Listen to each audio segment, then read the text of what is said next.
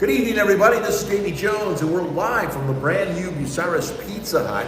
Same building, completely different concept with Coach's Corner West on this Tuesday evening, which seems like a Monday evening to an awful lot of us. We are going to be doing the show with Bucyrus, Winford, and Buckeye Central in that order.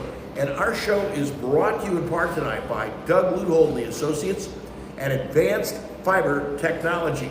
Coach Tim Plumley at Mohegan Sports Medicine and Rehabilitation.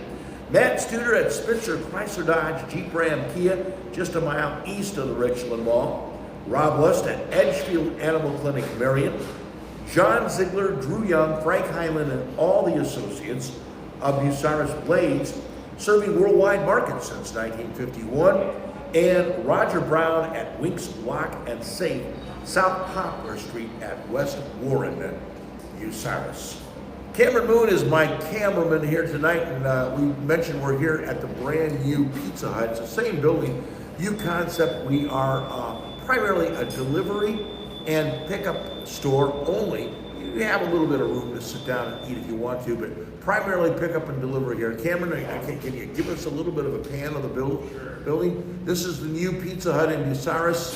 You come in, you order to the, you get a good look at the where they order from. You phone your order in. They've got a brand new drive-in window on the east side of the building. If you order a pizza and call in, they will have it ready for you in 15 minutes. You can drive right up to the east window and pick it up. And primarily pickup and delivery, although if you really want to sit here and eat with us, you can. There are some tables here. And over in Galleon, they still have the dining room, they still have the party room, they still have the full-service Pizza Hut. Tim Plumley is with us right now, head coach of Bucyrus Redmond. Coach, Northmore had very good field position in the first half, and that was a little bit of our undoing. Yet they only scored 10 points with outstanding field position in the first half. Yeah, we had some special teams breakdowns, and particularly on kickoff, and then we weren't real solid on kickoff return as far as the blocking goes. So we were in a bad position. They had good field position, but our defense played really well. I thought for most of the game, and particularly in the first half. All right. We had a chance to score late in the first half. Eddie Dager intercepted a pass, returned it to the 15-yard line. Eventually, he got the ball down to the 3-yard line, but you couldn't punch it in. Chance for a field goal, I'm not second guessing it. I pretty much would have gone. I would have called the same thing, but give me the thought process for the touchdown attempt as opposed to the field goal. Sure. Northmore's a good team. Sure. I didn't feel like 10 points was going to win the game. I didn't really feel like 14 or 17 was going to win the game. I figured somewhere in the 20s would win the game. So I felt like we needed to get 7 at that point. All right, well, I would agree with you. I totally agree with you. Northmore kind of turned the thing upside down, though, coming back out the second half. They opened up with a 51-yard kickoff return. Talk a little bit about that. It was just, you try to keep the spacing in your lanes on your kickoff, and we had an area that wasn't covered, and they hit it and creased us, and then, it's off to the races, and it's something that we've worked on a lot this week. So they returned the ball to the 29-yard line, and then basically they used several plays to punch it in. Yeah, that's just special teams, and offensively put the defense in some very tough spots. Most people say 25-0, but the defense played more than well enough for us to win. It was the other phases of the game that weren't up to par. And basically, I'm going to bring up one right now, rushing. We struggled with rushing. Yeah, we did, and I'm going to take some blame for that. I think that I probably could have called a few more run plays, to be frank, but it just felt like at the time that we were getting kind of stuffed up front, so we tried to throw it. So, all right, Malachi 9 of 17 for 87 yards. That is not what we have come to expect from Malachi. No, it's not. He had a little pressure, and kind of threw him off his game. He made some nice throws, but there were some guys open too that he missed, and we've talked about that, and he'll tell you the same thing. So, it wasn't a sharp game for anybody on the offensive side of the ball. Mike Wise, 3 passes for 30 yards. Brandon Lewis, 1 pass for 30 yards. So there were some bright spots, but not enough. Yeah, we have. I mean, I think we have some good skill guys, and we're growing up front, and we have the potential offensively to be much better than what we were.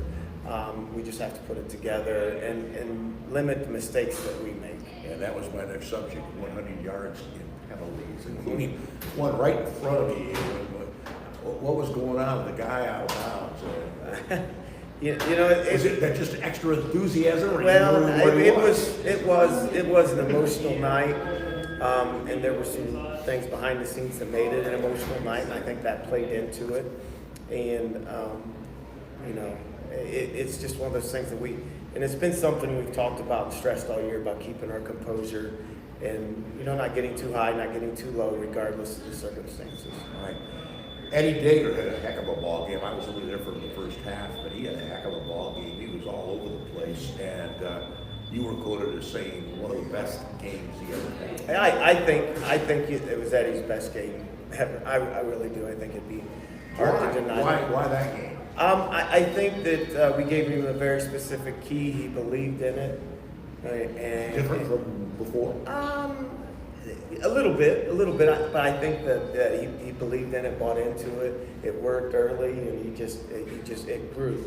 And that's, as a coach, that's kind of where you want everybody, is that Sure. that they Bottle it, feed it to everybody. yes, right? exactly. All right. Is Eddie going to have more of the same coming up for the next week? I expect so. I expect so on defense. We had a lot of guys that played well on defense. All right.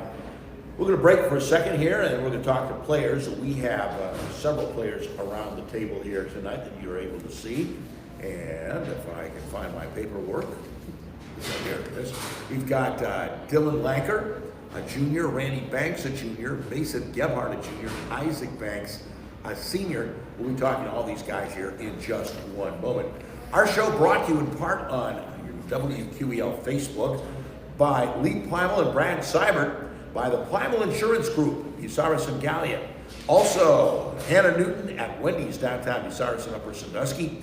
North Central State College, Mansfield, and the Crawford Success Center, Bucyrus.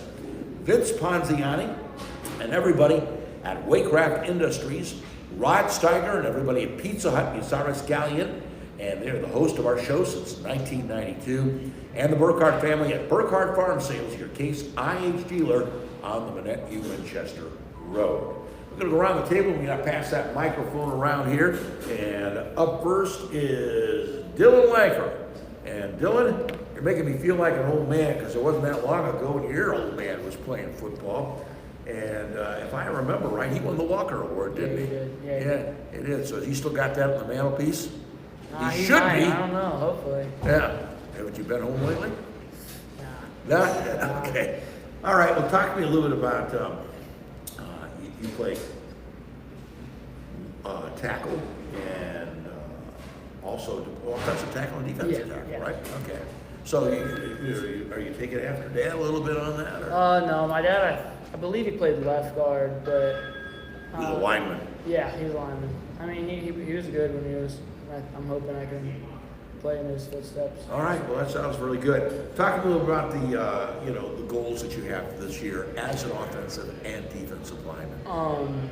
Well, offensive, give up less sacks than we did last year. I think we've started off decent, but I think there's a lot of room for improvement for our whole offensive line.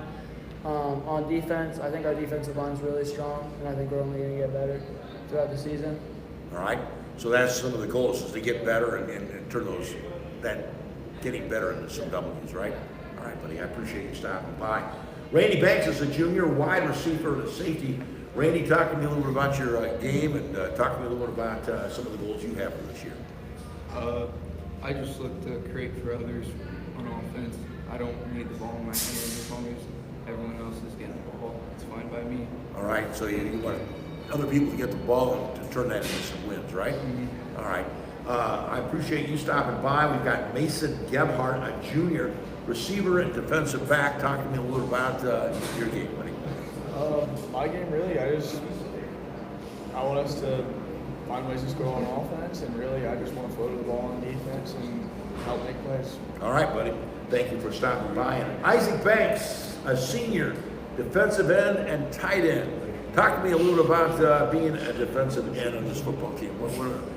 Talk to me about being a senior and what that means. This is your final year, buddy. You got to leave it all on the field. You setting some good examples for your teammates.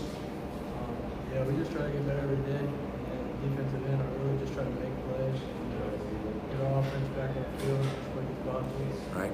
Force it inside if possible, huh? Yeah. All right. And as a tight end, what's going on? Have you got the ball in your hands at all, or are you more of a blocking tight end? It just depends on the formation. I'm blocking, just block for my teammates, but if I catch the ball, I try to make plays. All right. Thank you for stopping by. We appreciate it. We're going to break for a second, come back and talk to the coach. We're about the Winford Royals. That's a big football game coming up this weekend. Details in just one moment. Our show brought to you by Mike Kleinite at Ag Credit Residential Lending, Bucyrus, Mount Gilead, and Marion. Dr. Thomas M. Britton at Plumbley Vision Center. Ted Coder, Monarch Body Shop in Washington. And Blythe Breedley and Todd McDougal at Breedley and Company Insurance of Washington. Coach Tim Plumley rejoins us right now. Coach, this game's been going on since I think about 1977.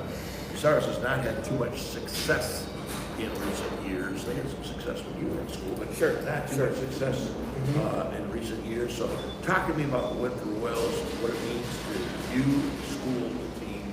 Oh, it means a lot. They're our biggest rival. It means a lot to the school. I really think that as you age, it continues to mean a lot if you're a part of it. And it's been hard for a lot of people my age and that, the streak and everything like that. It's been hard. It's not for lack of effort. The kids play hard. They put some time in. They came close a couple years ago. Yeah. 41-40. Yeah, that was 2013, so it's Yeah. getting farther away than you think. But Yeah, it is. it's up to us. We got to go out and do it, put it on the field and make it happen.